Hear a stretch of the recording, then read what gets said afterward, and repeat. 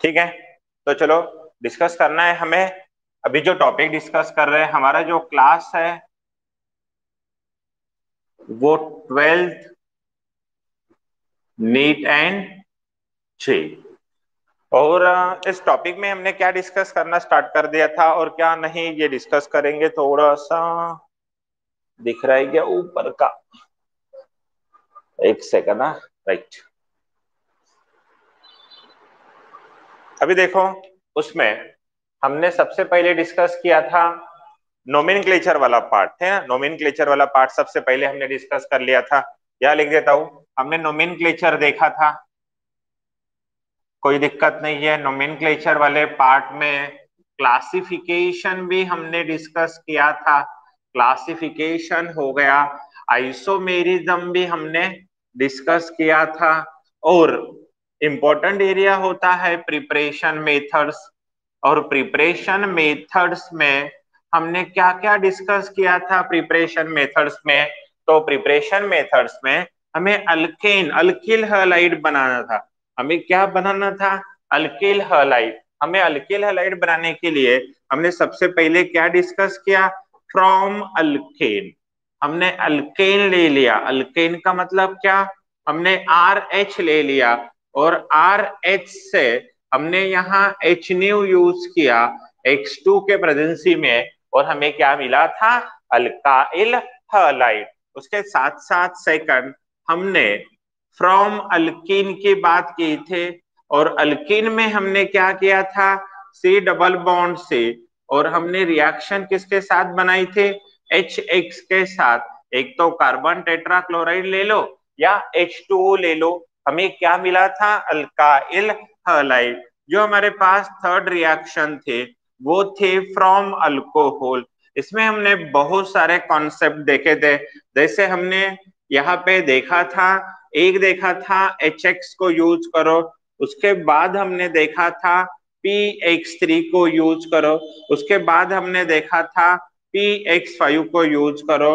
उसके बाद हमने देखा था SOX2 को यूज करो। तो ये कुछ हमारे रिएक्शंस थे जिसमें हमें अल्किल हैलाइड मिला था। फोर्थ था salt of acid. Salt of acid की जब बात होती है तो हमारे पास दो तरह के रिएक्शंस नजर आते हैं।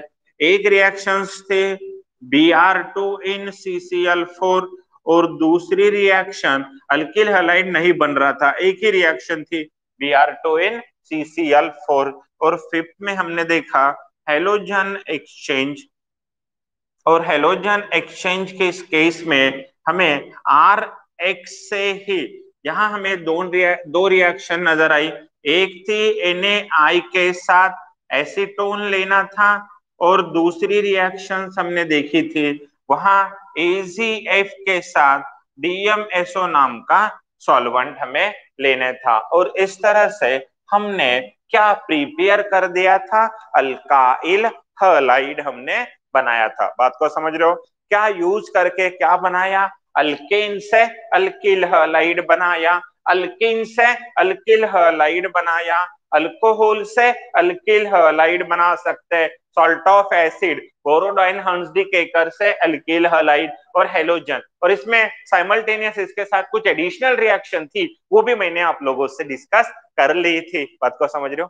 बात को समझ रहे हो? ओके। तो ये एक सेक्शन हमारा कवर हो गया। अभी हमें सबसे इंपॉर्टेंट एरिया की तरफ बढ़ना है जिसका नाम है केमिकल प्रॉपर्टीज। ठीक है। प्रिपरेशन मेथड्स का एरिया हमारा कवर हो चुका है, और इसमें बहुत सारे एडिशनल पॉइंट थे। मैं बार बार आप लोगों से डिस्कस कर चुका हूँ, बार बार बोल दिया मैंने कि इंपॉर्टेंट होता है, अच्छी तरह से ध्यान में रखो, प्रैक्टिस करते रहो। और जो मैं डीपीपी आप लोगों को दे रहा हूँ ना, उसे सॉल्व करना बहुत ज्यादा इंपॉर्टेंट होगा। पर आप कर रहे हो क्या? नहीं कर रहे हो। ठीक है।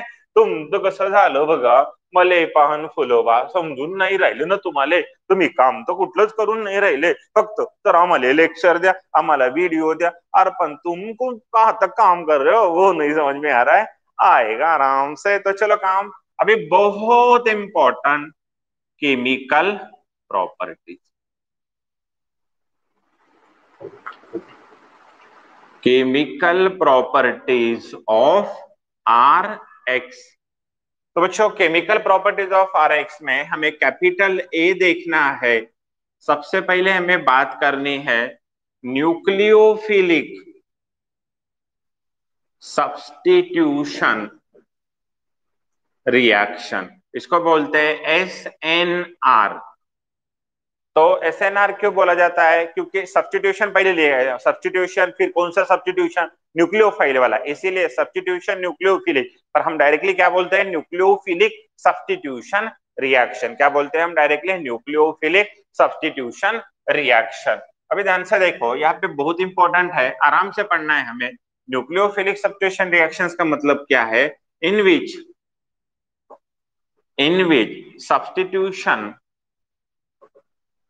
substitution of nucleophile takes place, substitution of nucleophile takes place। तो यहाँ न्यूक्लियोफाइल का सब्स्टिट्यूशन होता है। सर न्यूक्लियोफाइल मतलब कौन? नेगेटिवली चार्ज्ड स्पीशीज की बात हम कर रहे हैं, ठीक है। तो न्यूक्लियोफिलिक सब्स्टिट्यूशन रिएक्शन में इसके कुछ टाइप्स होते हैं। Type of SN reaction. SN reactions की फर्स्ट टाइप है by unimolecular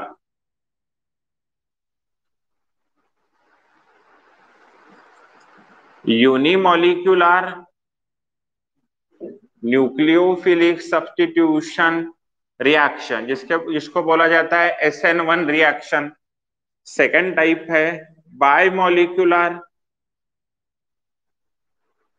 nucleophilic substitution reaction, जिसे कहा जाता है SN2 रिएक्शन, ठीक है। उसके बाद है इंट्रामोलिकुलर SNS रिएक्शन, जिसे कहा जाता है SNI रिएक्शन। उसके बाद है नेबरिंग ग्रुप पार्टिसिपेट, पर आपके सिलेबस में ये नहीं है, ठीक है। एक सेकंड लिख दो।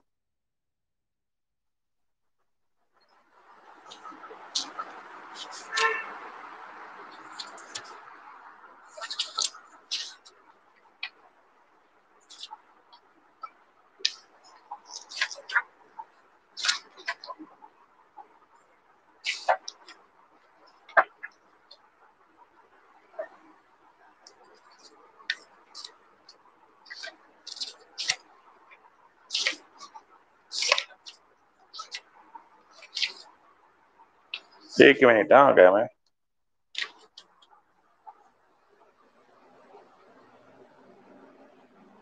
उसके बाद होता है SNGP। नीट और जे में ज्यादा नहीं है, ये भी बहुत कम देखी जाती है। तो इसको बोलते हैं neighbouring nucleophilic via neighbouring group participation. Nucleophilic via neighbouring group participation, इसको बोला जाता है SNNGP रिएक्शन।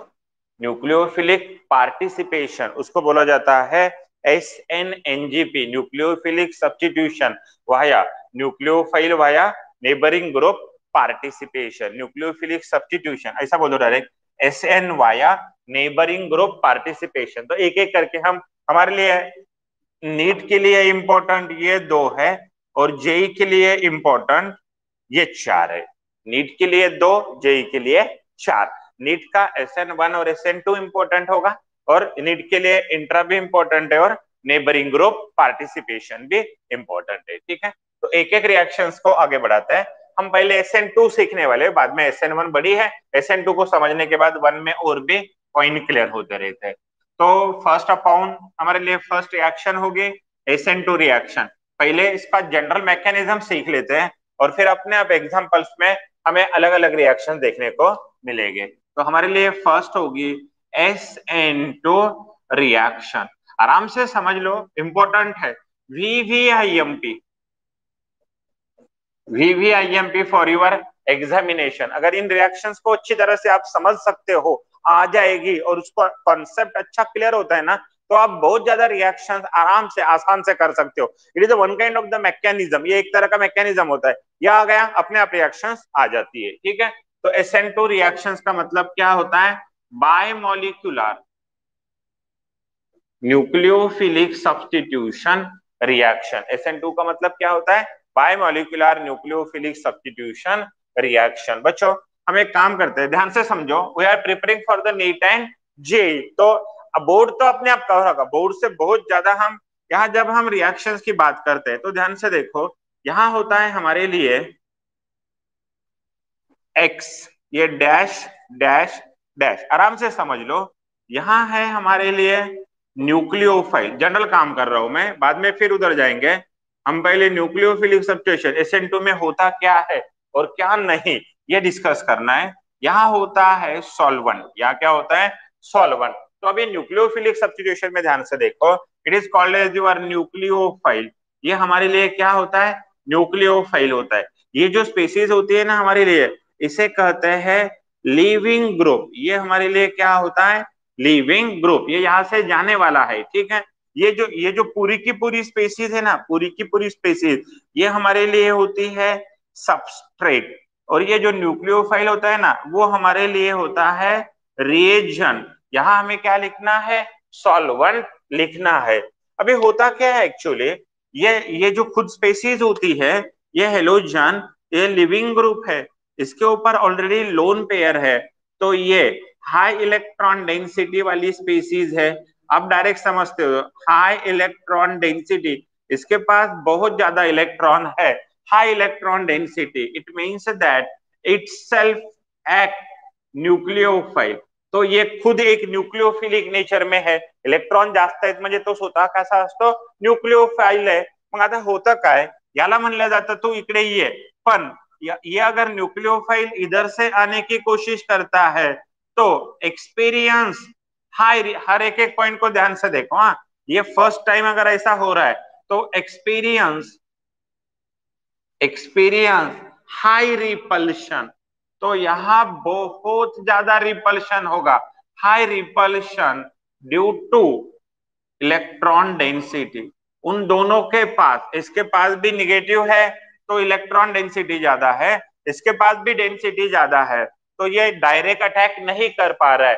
तो इस कंडीशन में ये न्यूक्लियोफाइल क्या करता है पता है, ये न्यूक्लियोफाइल ऐसा बैक साइड आता है, कहां से, यहाँ बैक साइड अटैक करता है। कहां से अटैक करता है, बैक साइड अटैक करता है, कहां से, बैक साइड अटैक। पर डायरेक्टली नहीं होगा, वो जो बैक साइड अटैक होता है ना, ये कहा होता है पता है क्या, ये सेकंड पॉइंट, ठीक है। ये बैक साइड अटैक होता है, attack in anti bonding, in anti bonding orbital of carbon. तो कार्बन के पास दो ऑर्बिटल, हर एलिमेंट के पास बॉन्डिंग और एंटी बॉन्डिंग होते हैं। हमें आगे पढ़ना है, केमिकल बॉन्डिंग नाम का जो टॉपिक है ना 11th में, उसमें पढ़ना है तो आ जाएगा। तो इसके पास हाई एनर्जेटिक ऑर्बिटल्स होता है, ये पीछे से जाके अटैक करता है। आगे से अटैक क्यों नहीं कर पा रहा है, क्योंकि आगे कौन बैठे वाला है। जैसे सिंपल सी बात है ना, आपके घर को दो दरवाजे, एक फ्रंट दरवाजा एक बैक दरवाजा। फ्रंट दरवाजे पे के पास अगर कुत्ता बैठे वाला है और कोई कुत्ते को अगर आपके घर में एंट्री करनी है, तो वो कुत्ते के साइड नहीं आएगा, क्योंकि वो कुत्ता आने वाले कुत्तों को क्या करेगा, भौंकेगा, उसके साथ झगड़े करेगा, उसको बोलते हैं रिपल्शन करेगा। अगर इसको आसानी से अंदर आना है तो वो क्या करेगा, बैक साइड से अंदर आ जाएगा। इसका मतलब आपके घर का एंटी बॉन्डिंग ऑर्बिटल मतलब आपके घर का पीछे वाला दरवाजा, और बॉन्डिंग ऑर्बिटल आपका आगे वाला था, पर वहां पे ऑलरेडी कोई तो बैठे वाला है जो खुद कैसा है, न्यूक्लियोफाइल है, इलेक्ट्रॉन रीच है।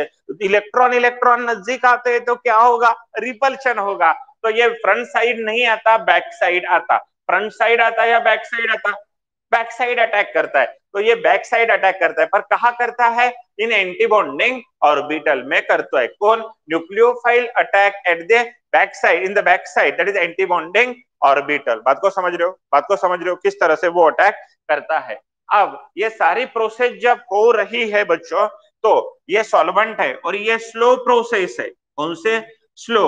और जो स्लो प्रोसेस होती है, अब सिंपल सी बात, आराम से समझो, कॉम्प्लिकेटेड है पर टाइम देंगे, दोनों रिएक्शंस को 2-3 लेक्चर भी लग सकते हैं हमको। तो अभी ध्यान से देखो, सपोज एक कार है, इसके पहले मैंने क्लासरूम में एक बार बोल दिया था आपको, एक कार है जो 100 किलोमीटर पर आवर से जा रही है, तो उस कार में मैं हाथ डाल के पानी की बोतल निकाल सकता हूं क्या, 120 से जा रही है, 5 जा रही है, मैं ऐसा कर सकता हूँ क्या, वाओ, पॉसिबल है, पॉसिबल नहीं। पर कोई कार है जो 2 किलोमीटर पर आवर से जा रही है, तो मैं उस कार के साथ दौड़ते दौड़ते बॉटल पी के, पानी पी के डाल सकता हूँ। इसका मतलब जो रिएक्शंस होती है ना, उसमें 2 स्टेप्स होते हैं। 2 स्टेप्स का मतलब क्या है?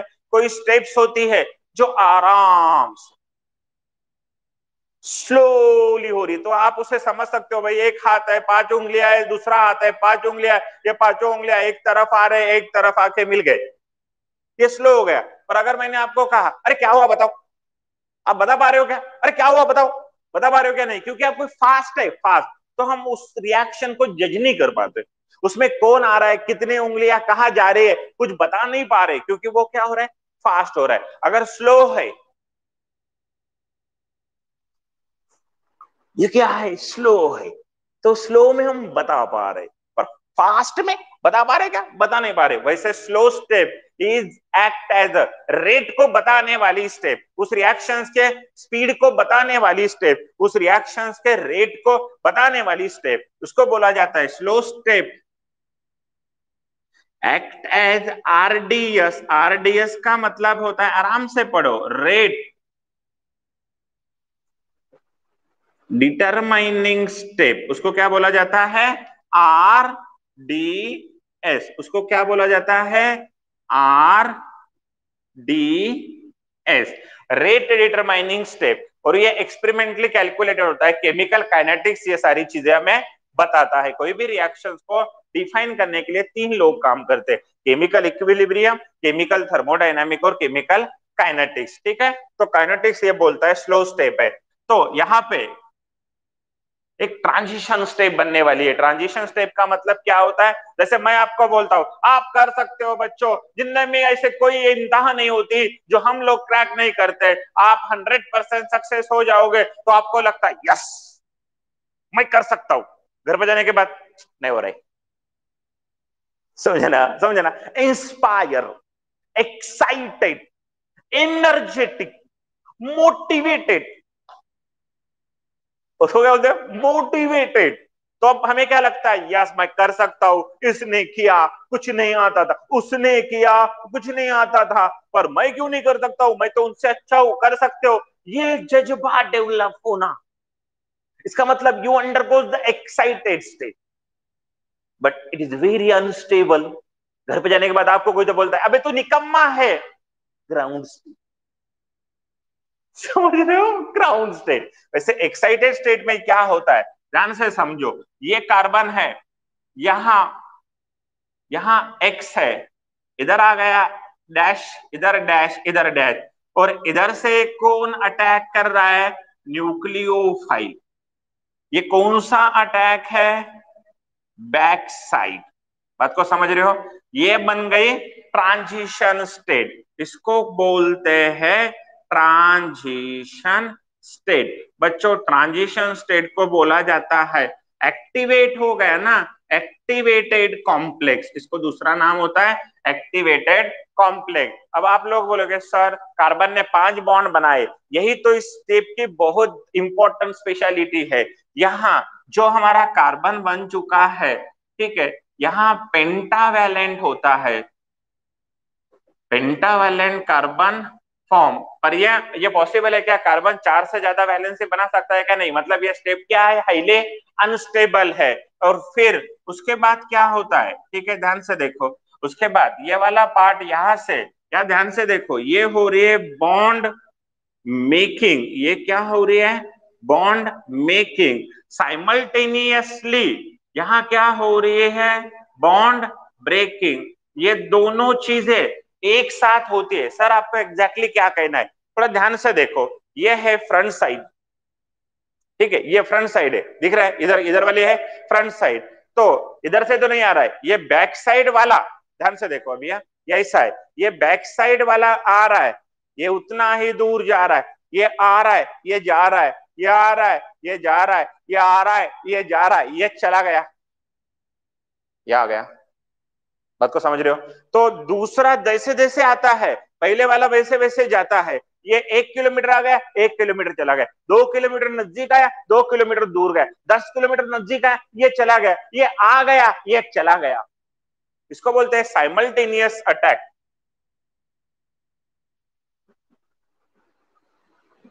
Simultaneous attack of nucleophile, simultaneous attack of nucleophile. तो ये साइमल्टेनियस अटैक हो रहा है, simultaneous attack of nucleophile and breaking of CBr, breaking of C X breaking, simultaneous attack of nucleophile and C X breaking. जैसे जैसे सी और x की क्या हो रहे हैं, ब्रेकिंग हो रही है, ठीक है। सी और एक्स की क्या हो रही है, यहाँ पे ब्रेकिंग हो रही है। सी और एक्स की क्या हो रही है, ब्रेकिंग हो रही है। सी एक्स जा रहा है और C B R C X जा रहा है और उसके साथ कौन आ रहा है वहां पे, एक सेकंड ना, थोड़ा दिखने में, ठीक है। अभी ध्यान से देखो। अब उसके बाद जो स्टेप हमें नजर आ रही है, लिखते रहो, हाँ लिखना बहुत इंपॉर्टेंट है।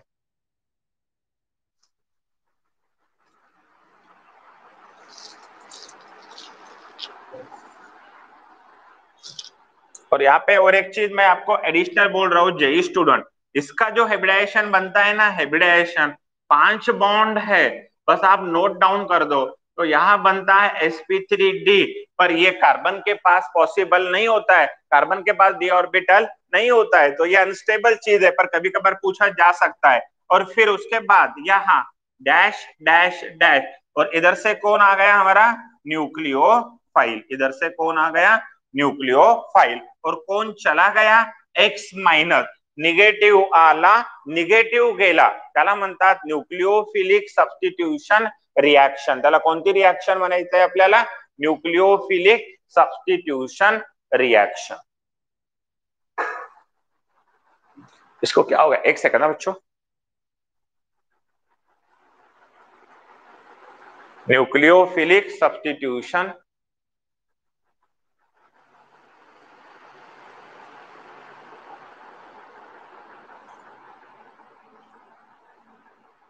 ठीक है, न्यूक्लियोफिलिक सब्स्टिट्यूशन रिएक्शन। बात को अच्छी तरह से जज कर दो, न्यूक्लियोफिलिक सब्स्टिट्यूशन रिएक्शन। और ये हमें यहाँ पे प्रोडक्ट, और ये जो स्टेप होती है ये होती है फास्ट स्टेप। क्या होती है, फास्ट स्टेप। तो यहाँ इतना लिखने के बाद कुछ एडिशनल और इंपॉर्टेंट पॉइंट हमें आगे आगे डिस्कस करना है, ठीक है। इतना लिख दो फास्ट।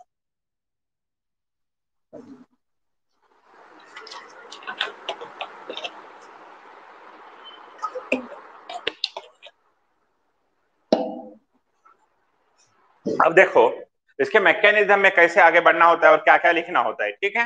तो एक एक चीज समझ लो, न्यूक्लियोफाइल कहाँ अटैक करता है, एंटी बॉन्डिंग में रिएजेंट होता है आरडीएस है। मैं पॉइंट लिख के देता हूं अभी।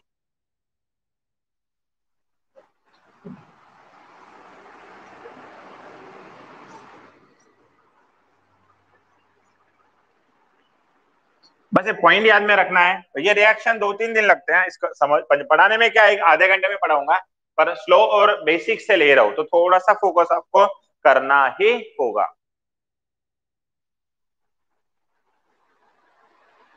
ठीक है। अब देखो SN2 में हम जब डिस्कस करते हैं तो हमारे लिए इंपॉर्टेंट पॉइंट क्या होता है, इंपॉर्टेंट पॉइंट हमारे लिए क्या होता है, दिख रहा है।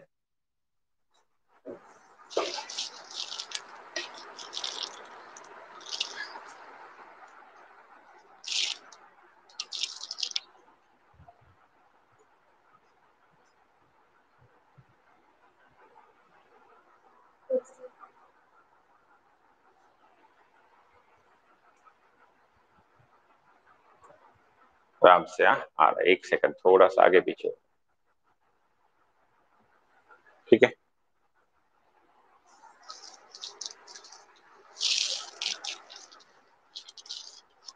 स्क्रीन दिख रही है क्या आपको,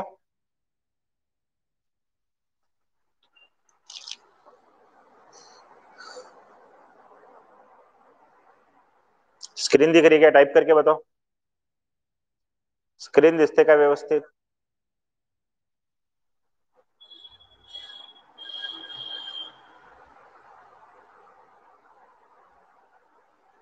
हो ना, दिसते, आता आलं म्हणून, अगोदर नव्हतं म्हणून, है ना, आ गया ना। ठीक है, ये मोबाइल आगे पीछे बैठ रहा है, एक सेकंड ना।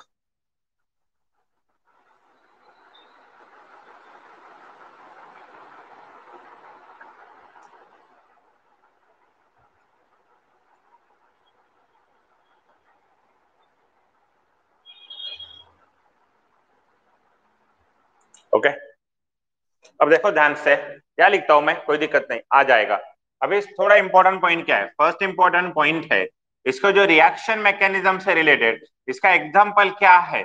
SN2 का एग्जाम्पल होता है alkaline hydrolysis of alkaline hydrolysis of methyl bromide. NCERT के साथ साथ स्टेट बोर्ड को भी कवर कर रहे हैं।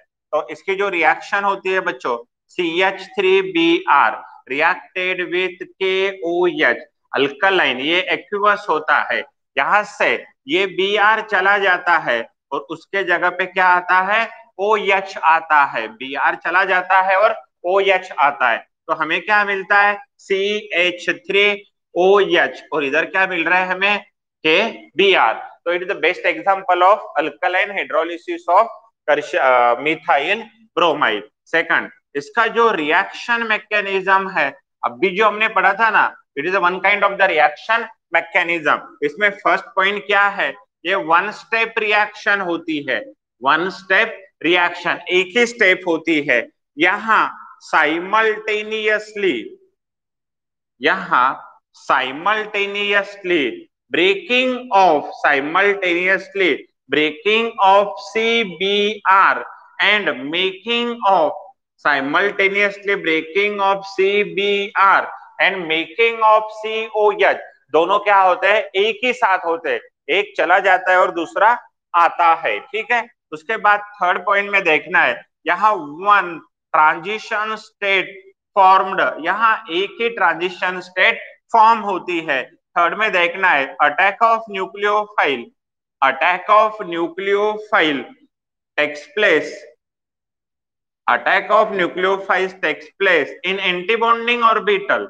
किस ऑर्बिटल में आता है, एंटीबॉन्डिंग ऑर्बिटल में आता है, मैंने अभी आपको कहा था, ठीक है। उसके बाद केमिकल काइनेस्टिक जो रेट होता है, rate of reaction is directly proportional to concentration of, ठीक है। यहाँ दोनों भी एक ही स्टेप के ऊपर डिपेंड है ना, तो concentration of substrate as well as concentration of nucleophile, दोनों के ऊपर डिपेंड होता है। रेट का मतलब क्या होता है बच्चों, इस रिएक्शन का भी जो रेट जो भी है, वो दोनों स्टेप के ऊपर क्या है, डिपेंड है। दोनों स्टेप के ऊपर क्या है, एक सेकंड ना, ये मोबाइल लूज हो रहा है,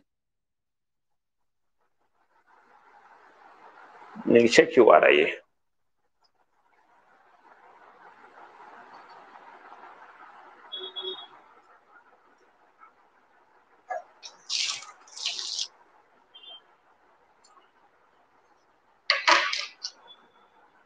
जस्ट 1 मिनट, मोबाइल का वो लॉक थोड़ा सा ढीला हो गया है शायद,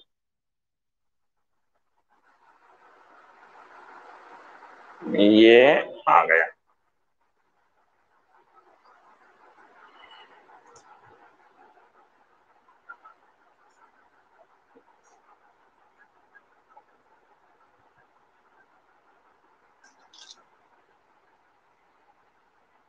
ओके,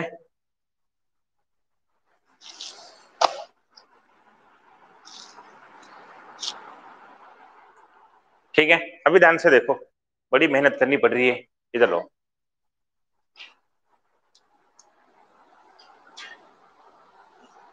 ठीक है, अभी ध्यान से देखो, एक एक चीज बहुत बहुत इंपॉर्टेंट है, आराम से पढ़ते हैं। रेट ऑफ रिएक्शन सबस्ट्रेट और न्यूक्लियोफाइल, देयरफॉर मॉलिक्यूलरिटी, मॉलिक्यूलरिटी मतलब कितने मॉलिक्यूल पार्टिसिपेट हो रहे हैं, एक एंड एक, दैट इज दो। तो मॉलिक्यूलरिटी कितनी है रिएक्शन के, 2 है। इस रेट ऑफ रिएक्शन में कितने मॉलिक्यूल पार्टिसिपेट हो रहे हैं, 2, तो मॉलिक्यूलरिटी कितनी, 2, hence called as bimolecular reaction. तो ये रिएक्शन बायमॉलिक्यूलर क्यों बोलते हैं, क्योंकि इसमें कितने लोग पार्टिसिपेट हो रहे हैं, रेट में। रेट ऑफ रिएक्शन कौन बता रहा है, रेट ऑफ रिएक्शन कौन बता रहा है?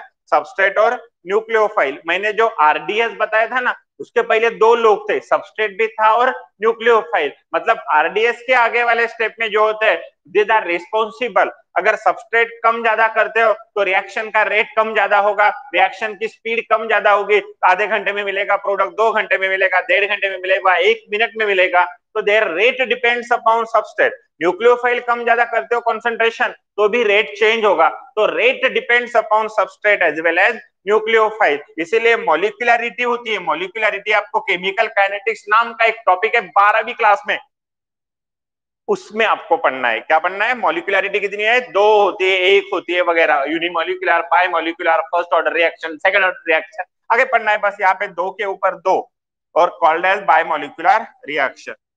अब उसके बाद नेक्स्ट वाला जो पॉइंट हमें डिस्कस करना है, ट्रांजिशन स्टेट यहाँ पे एक ही मिल रही है, ठीक है। जो अटैक हो रहा है ना, वो बैक साइड हो रहा है। तो इधर स्टीरियो केमिस्ट्री की बात की जाती है। ध्यान से देखो, स्टीरियो केमिस्ट्री, यहाँ बैक साइड अटैक हो रहा है ना, इसीलिए बोलते हैं इन्वर्शन कॉन्फ़िगरेशन। स्टीरियो केमिस्ट्री में क्या है?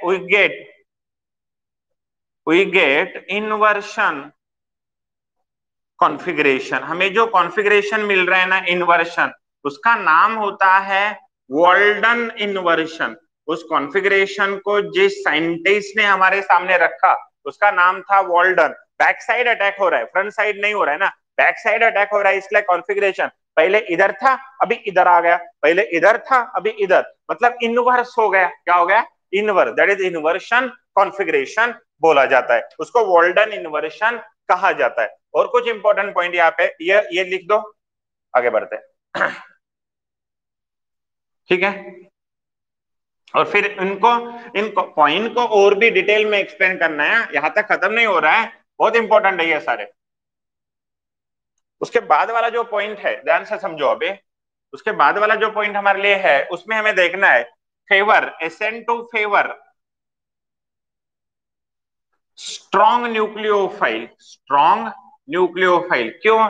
Because rate depend upon, because rate depends upon it, rate depend होने के कारण फेवर स्ट्रॉन्ग न्यूक्लियोफाइल। अब आपके माइंड में कुछ सवाल आने वाले, ठीक है।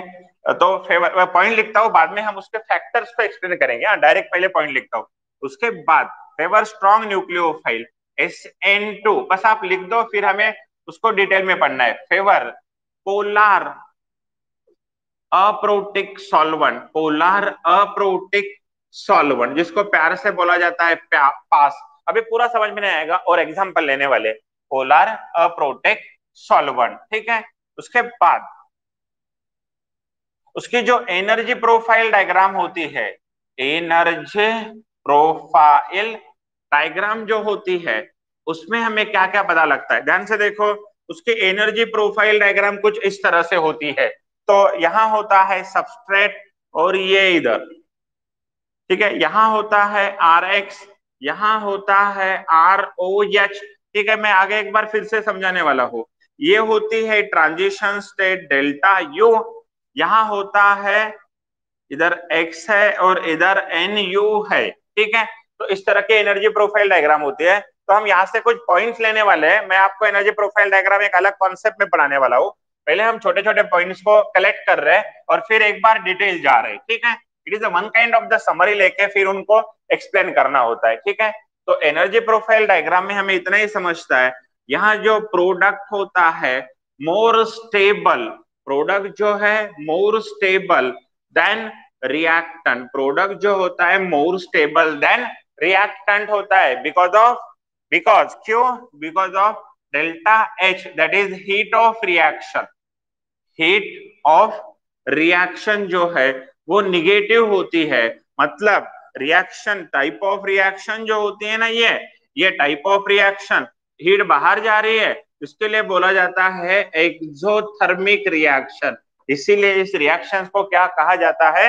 Exothermic reaction. तो ये कुछ पॉइंट्स है जो आपको जानबूझ के मैंने पहले लिखवा दिए हैं, क्योंकि बार बार आपको यही पढ़ना होता है, पर पूरे टॉपिक में डिस्ट्रीब्यूट हो गए वो आर्टिकल में, तो फिर कलेक्ट करना मुश्किल है। इसीलिए पहले नोटबुक में लिख दो, फिर उसके बाद हम फैक्टर्स के ऊपर काम करेंगे। बात को समझ रहे हो बच्चों? ठीक है। And the last point of this, इसके जो फैक्टर्स होते हैं,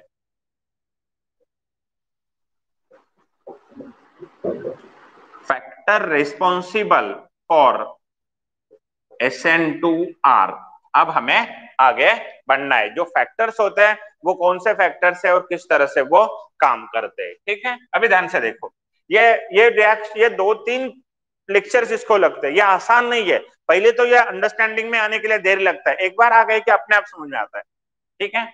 अब देखो ध्यान से, सबसे पहले वाला पार्ट थोड़ा सा इंपॉर्टेंट था, अभी ये सारी चीजें रिपीट होते रहती है। कैसी देखो, अब हमें देखना है फैक्टर रिस्पॉन्सिबल फॉर SN2। तो बच्चों अभी थोड़ा, अभी बहुत इंपॉर्टेंट स्टार्ट हो रहे हैं। अभी जो हो रहा है वो स्टार्ट, पहले जो लिख के दे वाला है वो पहले ही समरी लिख के दे वाला है। ऐसा क्यों करते हैं गिरीश सर? क्योंकि जब आप पूरा लेक्चर्स होने के बाद, टॉपिक होने के बाद, जब आप पहले नोटबुक ओपन करते हो SN2, तो अगर आपको मैंने पहले ऐसा डिटेल में लिखे वाला मिल जाए तो वो अंडरस्टैंडिंग में टप जाता है और एंडिंग में तो आप पढ़ नहीं पाते। इसलिए मैं पहले समरी दे दी मैंने। उतने सारे पॉइंट आपको हर वक्त पढ़ना पड़ता है, हर बार पढ़ना पड़ता है, उसके ऊपर ही आप जवाब दे सकते हो। और अभी जो दे रहे हैं उन पॉइंट को एक्सटेंड कर रहा हूं, एक्सपांड कर रहा हूं, एक्सटेंड कर रहा हूं, समझ रहे हो? ठीक है, समझ रहे हो? अभी ध्यान से देखो, सबसे पहले फैक्टर्स हमें देखना है सबस्ट्रेट। तो सबस्ट्रेट कैसा होता है, यहां ध्यान से देखो। सबस्ट्रेट के बारे में जब बात की जाती है तो बैक साइड अटैक होना चाहिए। और बैक साइड अटैक के लिए क्या होना चाहिए मालूम है क्या? तो सबस्ट्रेट में हमारे लिए एक ऑर्डर है। सबस्ट्रेट का मतलब RX कैसा होना चाहिए? तो primary alkyl halide more show the SN2 reaction than secondary alkyl halide than tertiary alkyl halide. तो ये ऑर्डर आपको कभी नहीं भूलनी है। सबसे ज्यादा कौन? प्राइमरी, उसके बाद सेकेंडरी, उसके बाद टर्शियरी। अगर मैंने आपसे पूछा सबसे पहले SN2 रिएक्शन कौन बताएगा, तो आपका जवाब क्या होना चाहिए? प्राइमरी बताएगा। उसके बाद सेकेंडरी, टर्शियरी बहुत लेस फॉर्म में बताता है। तो चलो हम इसके बारे में कुछ बातें करते हैं। देखो ध्यान से, प्राइमरी की बात आती है तो CH3Br, सेकेंडरी की आती है तो CH3CH3H और Br, और जो टर्शरी की आती है तो CH3। आराम से सीख लो बच्चों, जल्दबाजी नहीं करनी है, बहुत बड़ा पॉइंट है ये। अभी ध्यान से देखो, हमारे रिएक्शन में फ्रंट साइड अटैक होता है या बैक साइड अटैक होता है या बोथ साइड अटैक होता है? हमारे रिएक्शन में जो अटैक होता है वो बैक साइड होता है। बैक साइड का मतलब अगर पीछे कोई बल्कि ग्रुप है, कोई बड़े ग्रुप है तो आने नहीं देंगे। जैसे ध्यान से देखो, अगर न्यूक्लियोफाइल आना चाहता है तो यहाँ किसके पास आएगा? H। H कैसे होते हैं? छोटे ग्रुप। तो ये अटैक आसानी से पॉसिबल है क्योंकि ये छोटे ग्रुप है, ये आने देंगे। पर यहाँ ये ग्रुप कैसे हो गए? बल्कि ग्रुप है। तो न्यूक्लियोफाइल अगर इधर आएगा तो ये वाले इसे क्या बोलेंगे? मत आ। तो बैक साइड से अटैक करने देंगे वो? नहीं करने देंगे। मतलब न्यूक्लियोफाइल का अटैक ही अगर आसानी से नहीं हो रहा है तो रेट क्या होगा? कम हो जाएगा। रिएक्शन बताने की पॉसिबिलिटी क्या हो जाएगी? कम हो जाएगी। रिएक्शन बताने की पॉसिबिलिटी क्या हो जाएगी? कम हो जाएगी। अगर इस केस में न्यूक्लियोफाइल को कहा जा बेटा पीछे से, तो ये तीनों मिलके इसे क्या करेंगे? यहां से हकाल देंगे। ये छोटा था, पॉसिबल था, ये पॉसिबल है क्या? नहीं। इसीलिए tertiary can't show the SN2 reaction. क्यों? क्योंकि there is a difficulty in the back side attack. ऐसे ऑर्डर क्यों है? Because tertiary RX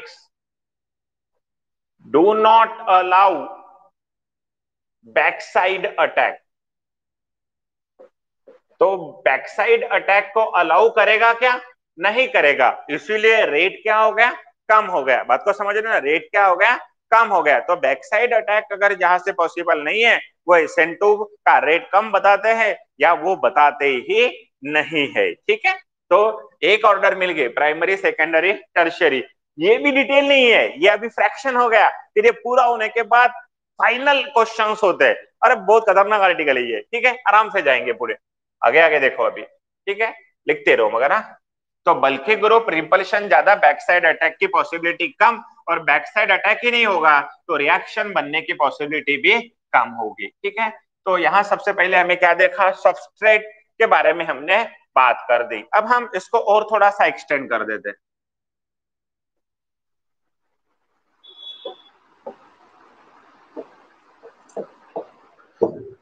Which among following groups shows SN2 reaction? नीचे वाले में से कौन से ग्रुप है जो SN2 रिएक्शन शो करते हैं? आराम से देख लो, आपके लिए ये क्वेश्चन बना के दे दिया है मैंने सबस्ट्रेट के ऊपर। फर्स्ट मुझे कहा है Cl, सेकंड मुझे कहा है Cl, थर्ड मुझे कहा है Cl, फोर्थ मुझे कहा है Cl, फिफ्थ मुझे कहा है, दिख रहा है इधर, फिफ्थ मुझे कहा है, आराम से पढ़ना है हमें, कोई जल्दबाजी नहीं हमारे पास, ठीक है, Cl, सिक्स्थ मुझे कहा है CH2 double bond CH2 Cl, seventh मुझे कहा है, आराम से कोई जल्दबाजी नहीं, Cl, एट मुझे कहा है Cl, नाइन मुझे कहा है Cl, ठीक है, 10 मुझे कहा है, इधर दिया है Br, 11 मुझे कहा है, आराम से पढ़ना है बच्चों, Cl, ठीक है, 12 मुझे कहा है Cl, 13 मुझे कहा है,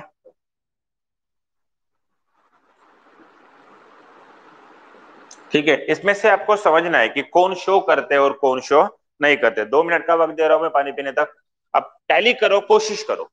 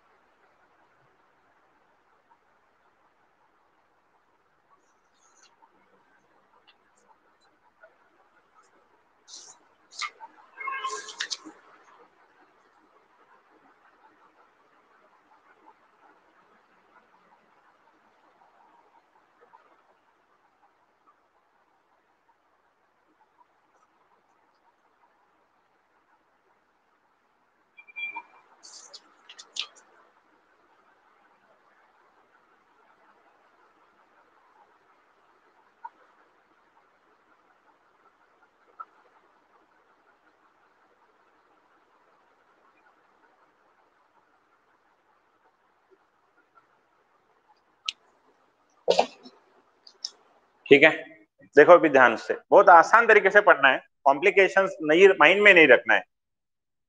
देखो ध्यान से, आराम से, फिर और एक बार रिवाइज होने वाला है। ये कौन है, प्राइमरी, शो द SN2। ये कौन है, tertiary, do not show SN2। ये कौन है, प्राइमरी, ठीक है।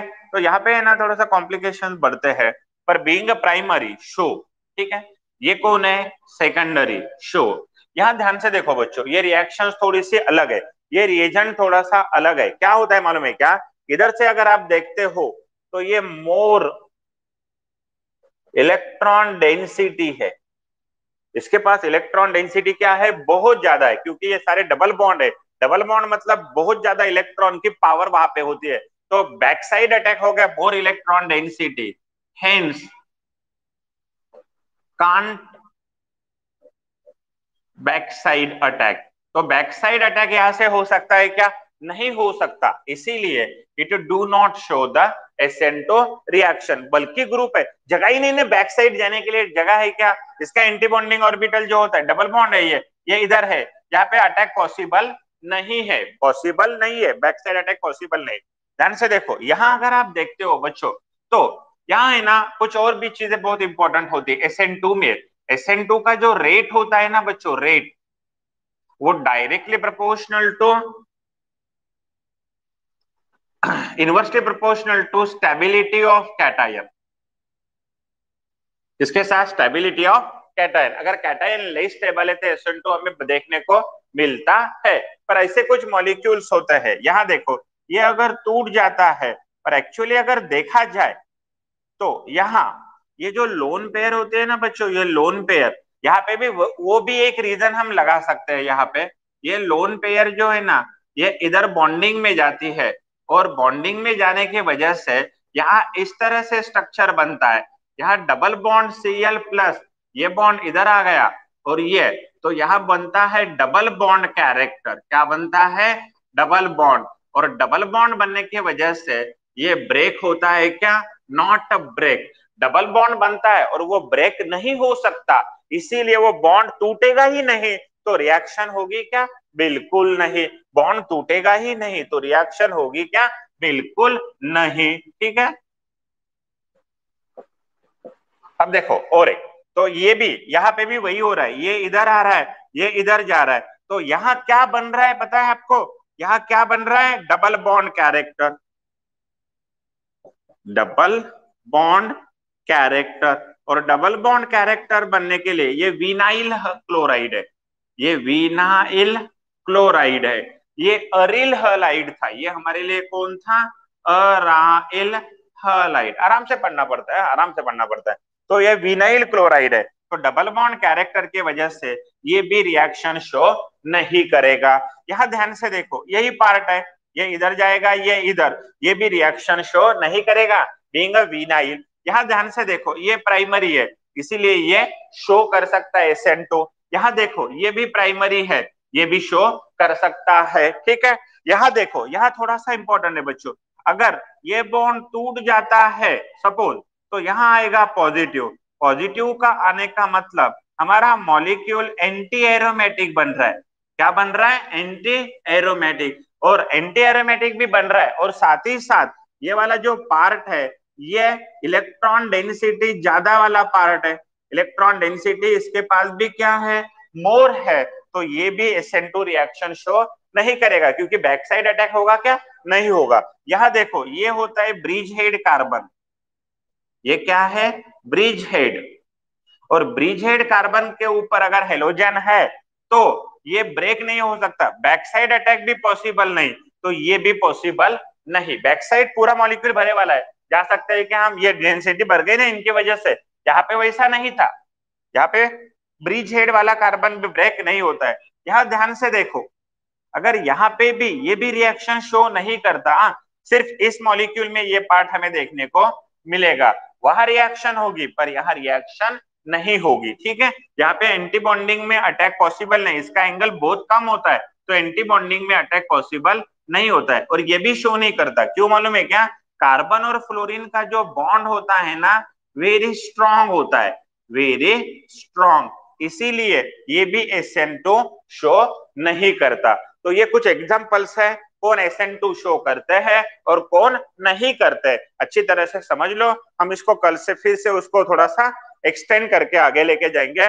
कल के लेक्चर में इसको आराम से हम पूरा कवर करने की कोशिश करेंगे। ठीक है, तो बने रहो, पढ़ते रहो। Thank you so much.